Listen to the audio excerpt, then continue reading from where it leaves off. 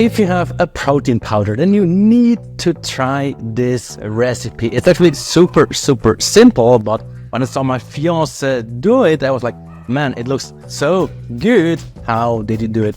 And now I'm gonna show you, and all you need is a protein powder, a banana, and some water. The first step, you take out 1 scoop of protein and put it onto a plate or a bowl, just like that.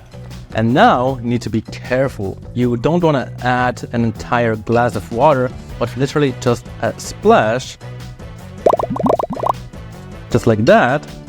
And now we're gonna mix it with a fork. Just mix. Tiny little bit more. Then it looks like this, and this by itself is pretty damn good. Now we're gonna add a banana. Gonna mix it once again. And now you have like such a yummy protein snack. I'm telling you, it's so freaking good. Almost like a dessert. You can put it in the fridge, leave it a bit there, or just eat it like that. So freaking good. Try it out and let me know what you think. Oh.